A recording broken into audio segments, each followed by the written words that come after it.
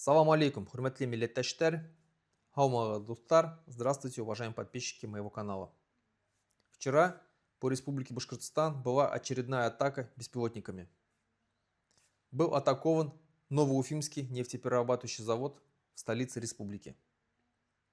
Два беспилотника, было два беспилотника, один из которых по комментариям властей, по комментариям самого Хабирова, был сбит. Второй беспилотник ударил по заводу.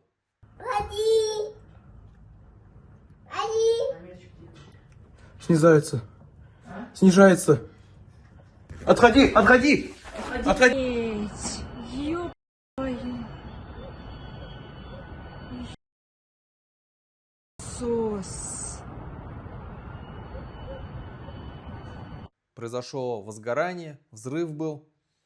Сами власти говорят, что якобы ничего страшного не случилось, и сейчас завод работает в штатном режиме, но другие источники говорят о том, что была поражена какая-то установка, очень дорогая установка, которая производит авиационное топливо для истребителей. Что я могу сказать по этому поводу? Это уже не первая атака. Мы помним, что на 9 мая была атака на Салават нефтеоргсинтез в городе Салават. Ну, сегодня это называется Газпром нефтехим Салават завод, нефтехимический завод. По нему была атака. И вот буквально прошло 3 месяца. Рано или поздно должна была произойти атака и по Уфе. Это произошло. Когда я читал комментарии в различных башкирских новостных пабликах, многие писали, что, особенно женщины писали, что им страшно. Оно и понятно, потому что женщина – это очаг семьи, это та, которая заботится о доме, заботится о своих детях. И им страшно, конечно же, за своих детей. В нормальной стране, если только вражеский объект пересекает воздушное пространство, только вот границу пересекает, все, тут же включается сирена везде, куда может этот вражеский объект долететь. То есть зона поражения, вот в той зоне поражения, куда может прилететь этот вражеский объект, везде включается сирена, чтобы люди успели спрятаться. Кто-то не уходит из дома, допустим, но выбирает тактику, так называемая тактика двух стен. Это правило двух стен. Когда ты прячешься между двумя стенами и таким образом хоть какая-то защита. Кто-то бежит в бомбоубежище, уходит из дома, забирает своих детей, у него есть на это время, потому что сирена включается в момент пересечения границы. Кто-нибудь слышал в Уфе, чтобы прозвучала сирена? Абсолютно никто не слышал. Вообще люди просто узнали по факту, особенно те, которые живут подальше от нефтеперерабатывающего завода, что был взрыв, был удар беспилотниками. Некоторые жители просто видели это глазами своими, но никто не слышал сирен. Почему так? Потому что Хабирову плевать на своих граждан. То же самое по поводу того оружия, которое сбивало эти беспилотники. Вчера Хабиров сам лично сказал, что беспилотники сбивало там стрелковое оружие, пулеметы пулеметы, да, и автоматы, получается. Было выпущено что-то несколько тысяч там патронов, как они говорили. Это разве нормально? Город-миллионник, где находятся стратегически важные объекты, где проживает огромное количество жителей, воздушные цели сбивают стрелковым оружием. Должно быть ПВО. Уфа – это важный город, который должен быть серьезно защищен. Но его защищают обычным стрелковым оружием. Это ненормально. Напомню, кто не знает, что Уфа входит в список городов, вот в случае войны России и НАТО, Уфа входит в список городов, который подвержен уничтожению, ядерному уничтожению сразу же.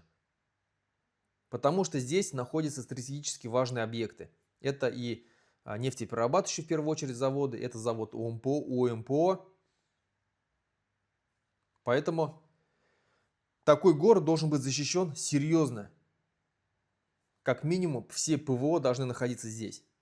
А сегодня ПВО нету в Республике Башкортостан. Все ПВО практически собраны вокруг Москвы. чтобы защитить задницу Путина, защитить его семью, защитить вообще граждан Москвы, жителей Москвы. Почему? Потому что Путин прекрасно знает, что все революции начинаются со столицы. Как только жители столицы будут себя чувствовать вне безопасности, как только они будут голодные, как только у них начинаются какие-то проблемы, там начнется революция, и все, власть снесут прям там. А то, что творится где-то там в метрополии, где-то там далеко, ему плевать. Защищена ли Казань или Татарстан, ему плевать. Защищен ли Башкортостан, ему тоже плевать. В Татарстане мы знаем, что уже были удары беспилотниками и были жертвы. То же самое, вот когда у нас на 9 мая был удар по городу Салавату, уже тогда надо было понимать, что рано или поздно прилетит по Уфе. Потому что в Уфе находятся стратегически важные военные объекты. Это и нефтеперерабатывающие заводы, не один у нас 3 их. Плюс УМПО, завод УМПО, который выпускает авиационные двигатели. Это тоже стратегически военный важный объект. И рано или поздно туда тоже прилетит. Это 100%, если война не закончится. А война не закончится, потому что ее не заканчивает Путин. Он не хочет ее заканчивать. Не украинцы не хотят заканчивать войну, а Путин не хочет заканчивать войну.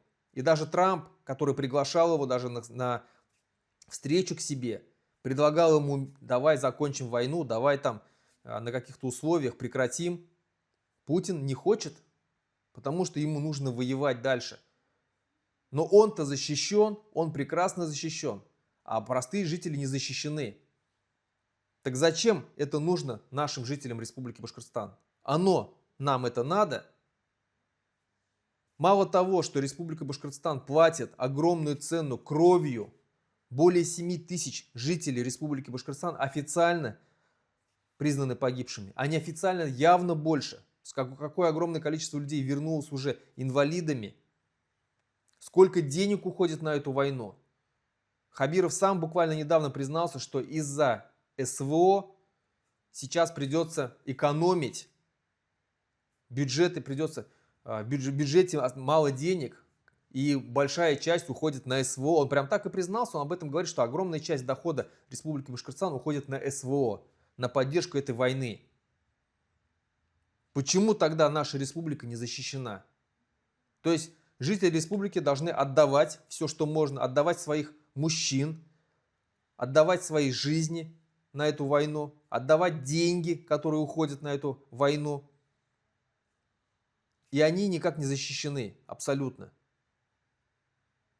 Многие жители республики думают, что если где-то война находится там далеко, за 2000 километров идет, то она к ним не придет домой. Но это же большая ошибка.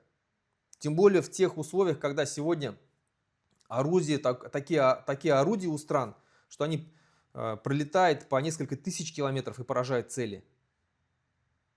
Если Россия периодически, каждый день практически бомбит Украину, то почему россияне думают, что Украина не будет бомбить их? Имеет полное право, потому что не Украина напала на Россию, а Россия напала на Украину, а Украина защищается. И понимать, что рано или поздно на уфимские нефтеперерабатывающие заводы прилетит, должны были все. Посмотрите, вы же новости читаете каждый день. Практически все нефтеперерабатывающие заводы, которые находятся в европейской части России, практически все уже поражены. Нужно было понимать, что там более 20, точно там 20 или 30 уже нефтеперерабатывающих заводов поражены были. Но нужно было понимать, что рано или поздно прилетит и по Уфе. Почему не было ничего такого, не было предпринято мер? Почему жителям до сих пор не разданы какие-то там листовки с объяснениями, как поступать в этой ситуации, куда прятаться, где бежать, что делать? Абсолютный ноль, абсолютно наплевательское отношение на жителей Республики Башкортостан. Что я хочу этим сказать? Я хочу сказать, что жители Республики Башкортостан должны просто прекратить поддерживать эту войну. Прекратить. Не нужно подписывать никаких контрактов. Не нужно собирать никаких денег на гуманитарную помощь. Не нужно никаких плести маск-сетей, заливать какие-то свечи. Это нам не надо. Не нужно идти слушать каких-то СВОшников, которые там рассказывают патриотические какие-то уроки или на собраниях, где об этом говорят. Не нужно принимать никаких участия в каких-либо военных парадах и тому подобное. Вот это нам не нужно абсолютно. Это не наша война. Нам не нужно в ней участвовать. Путин начал ее, пусть Путин и сам и воюет. Или москвичи пусть воюют. Почему башкиры должны воевать? Украина находится от нас, еще раз говорю, где-то за несколько тысяч километров. Зачем башкиры должны идти воевать, убивать украинцев? А сейчас украинцы будут убивать башкир за это. И уже убивают. Более 7 тысяч погибших, как я уже сказал. А сейчас уже мирные жители будут страдать. Этого ли хотели граждане Башкортостана, которые поддерживали эту войну? Вы этого хотели? Вы этого ждали? Вы думали, что война закончится в течение месяца? Но Путин, он до такой степени туп и жаден, что он просто не может победить. У него половина бюджета разворована, половина армии разворована. Ну и сам он, и все генералы у него, ну, тупые, которые не могут вести нормально войну. И это хорошо, что они такие. Потому что если бы сейчас победили бы Украину, дальше пошли бы на Казахстан. И уже башкиры воевали бы против своих братьев-казахов. И им бы в голову бы вдалбливали, что казахи это вечные враги башкир испокон веков. Вот так было бы, 100% так было бы. И башкиры бы многие велись бы на это. И сейчас бы записывались добровольцами против казахов, против Казахстана, потом против пошли бы Узбекистана и так далее, пока вы вновь всех не завоевали. Вечная война, вот что нужно диктатору, потому что диктатор сидит за счет войны у власти. Когда он не может обеспечить нормальную жизнь своим гражданам, спокойную, мирную, развитие не может обеспечить, он начинает войну, чтобы сплотить общество против какого-то врага. Иначе он не может объяснить, жителям, почему он должен сидеть у власти так долго. Только через войну. Это уже 100-150 раз испробовано за всю многовековую историю всех народов. Все диктаторы рано или поздно начинают войну, чтобы остаться у власти. Таким образом, они объединяют население вокруг себя против какого-то мнимого врага, чтобы самому контролировать власть и сидеть у этой власти. Это же понятно. Многие сегодня, мы не в 18, не в 17 веке, когда более-менее там темное население было, необразованное, неграмотное. Сегодня все население грамотное, многие знают историю. Всегда так было. Вы прекрасно же понимаете, почему Путин сидит у власти. Почему он начал войну. Не потому, что он какой-то там лидер, умный и так далее, и вытащил Россию. Нет, он сейчас Россию, наоборот, загнал в полную задницу. Экономика страны в критическом состоянии находится. Бедные жители, которые никак не могут разбогатеть. Был подъем очередной, но этот подъем все профукал Путин. Сам же все профукал. И сегодня мы, жители Республики Башкортостан, страдаем от этой войны. Уже война пришла на нашу землю. Будут ли еще удары? Конечно, будут, 100% будут. Сделает ли какой-то вывод об этом в результате этих ударов Хабиров? Никаких не сделает выводов. Абсолютно, потому что ему плевать вообще на жизни Республики Башкортостан, жителей Республики Башкортостан. Поэтому, чтобы вот эта война быстрее подошла к концу, сами жители должны ее начать ненавидеть и начинать ее просто игнорировать. Не участвовать ни в чем, как я сказал. Не записываться какими-то добровольцами. Не отправлять деньги на это. Просто игнорировать эту войну. Это не наша война. Пусть москвичи и Путин сам воюет. На этом все. Хау болғыр. Хурмәтле милләттәштәр. Осыр шаңа тиклем. До свидания.